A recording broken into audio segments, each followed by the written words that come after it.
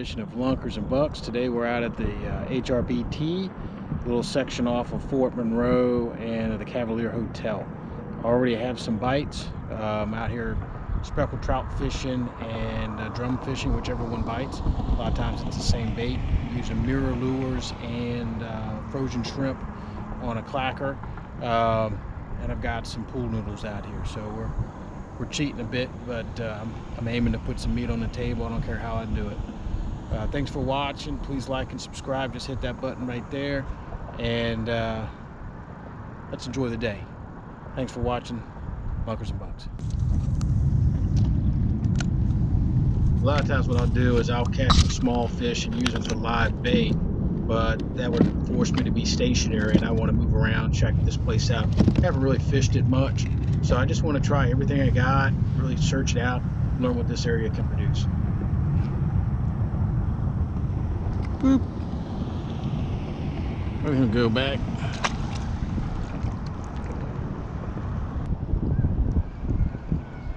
The hotel that's off in the distance is actually called the Chamberlain, not the Cavalier. The Chamberlain's next to Fort Monroe, built in 1896. Was given a 50-year lease by the Army Corps of Engineers, I believe. Named after the original owner, John Chamberlain. It is now a retirement community for 55 and up. More important, there is a free pier next to it and a really good restaurant called the Dead Rise. There's a boat ramp about 200 yards from the HRBT tunnel, where there's a lot of stripers, flounders, spot, broker, trout, you name it. Good place to put in.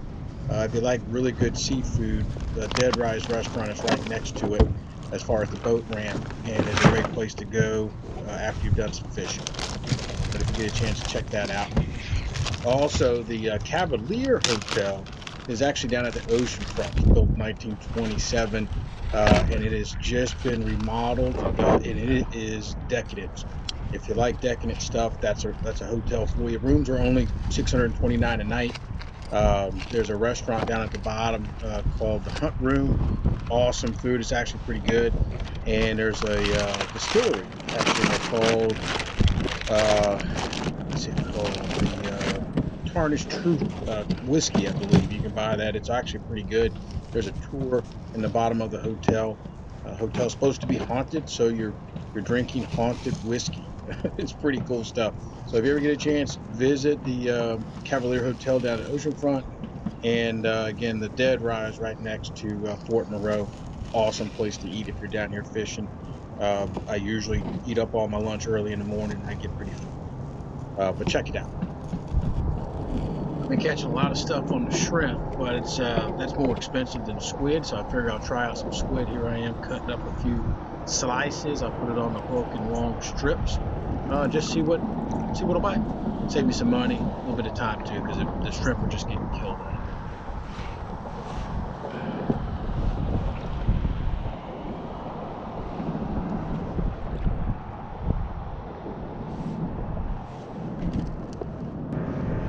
Anytime I go to some place I haven't fished in a while, I usually bring pool noodles, or some people call it jug fishing. Today, my red noodles have top water bait, basically about a foot underneath the top of the water, and my orange noodles are low bait, basically sitting on the bottom. The shrimp that's on the top didn't get tagged all day long. It's only right now about 3-4 feet of water, foot down, no bites at all. Whereas the shrimp that are on the bottom, almost as soon as I put it in, they're getting hammered by some small stuff. Not really doing me any good with the small fish, but it's neat to see what they are. Caught toads, some spot down there.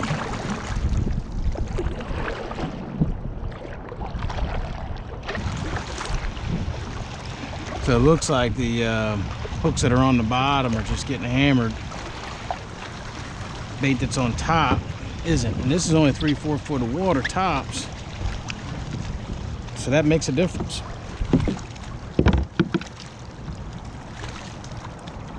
Switching up to some squid. I have more of it, stays on the hook, doesn't cost as much. When jug fishing in Virginia, make sure that you have your name and phone number, address on it. and that you have some glow-in-the-dark tape and that you keep them within sight at all times. There's a million different ways when it comes to jug fishing throughout here. Whoa, that's getting hit right away. Look at that. Part of the fun with jug fishing, a lot of times you'll catch a big fish on this and they just take off, and then you got to chase them down. It's always fun. Sometimes I'll won't put a weight on it, and what'll end up happening is it'll drag the bait across wherever I'm fishing, and a lot of times you'll find the fish doing it that way, whether it be the current taking it someplace to wind. Sometimes that's where the bait fish end up, and then that's where the other big fish end up as well. So, but a lot of times I'll do that on lakes and ponds where, here it can go out to the freaking ocean.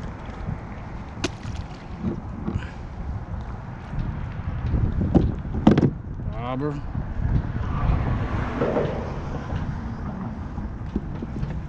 Hook, then wait.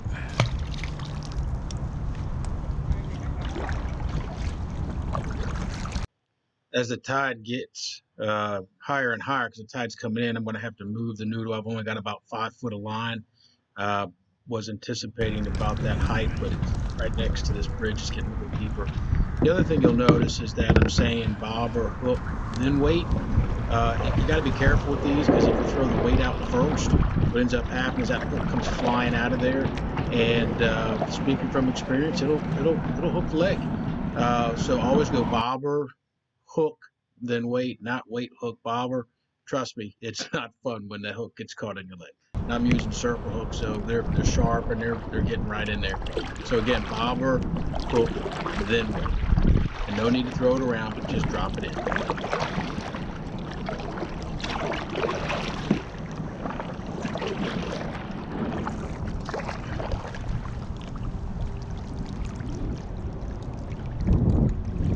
I've caught trout out here in this flat before. I never really see a whole lot of people fishing it.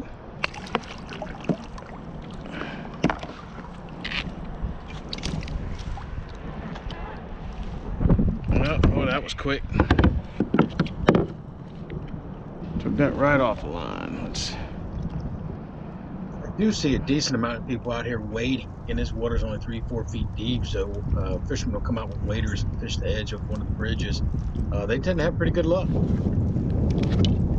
Bobber, hook, then wait.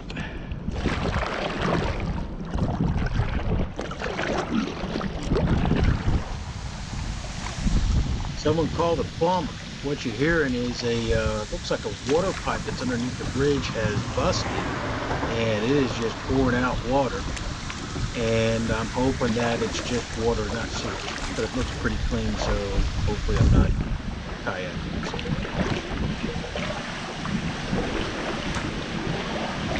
So what I'm doing here is I'm paddling back and forth, drifting with the current. Going underneath the bridge, hitting these pylons with some jigs, usually 1/4 ounce, 1/2 ounce, going right in between the poles, but also just drifting as I go, bouncing off the bottom, and then paddling back, and going back and forth, back and forth.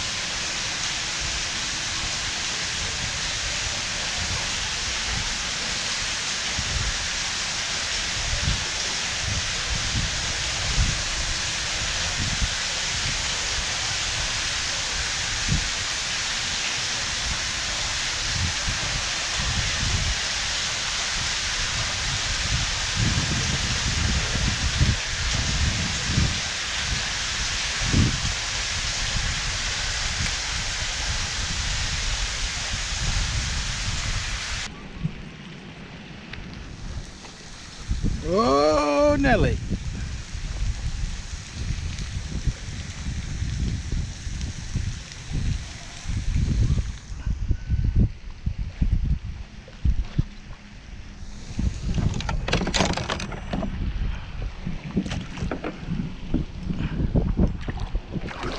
Whoa.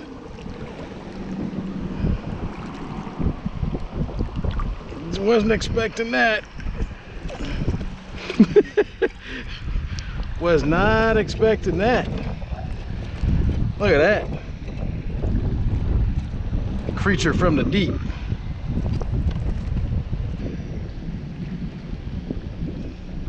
Man, look at those teeth. Woo! Was not expecting that.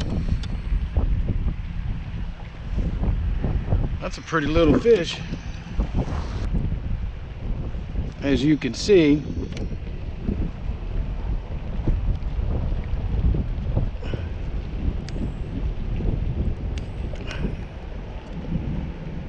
this little bad boy's got some teeth. Look at that. Woo! I think some people eat these. I don't. That's an interesting looking fish. A lot of people tell me that's called a ribbon fish, and I think I did some research and it's called a cutlass. So you can call them either one. Apparently you can eat them, and some people say you got to smoke them. Sounds like something I might do later. What I'm doing here, there's two bridges that go out to Fort Monroe, and I'm drift fishing between the two of them. Wind has picked up, starting to blow a little bit, but I'll drift all the way down on the outgoing tide because it's outgoing right now, and I'm just bouncing off the bottom. Oh, there we go. Oh yeah. Don't know what it is, but I got him. I think. It's a trout.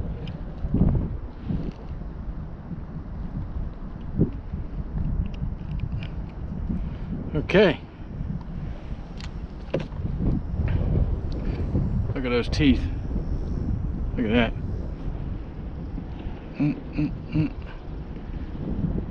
Pretty little thing. Not big enough to eat. That's about it for the day. I didn't get skunked, and now I'm going to head up to the Dead Rise for some lunch. Thanks for watching Lunkers and Bucks. Please like and subscribe.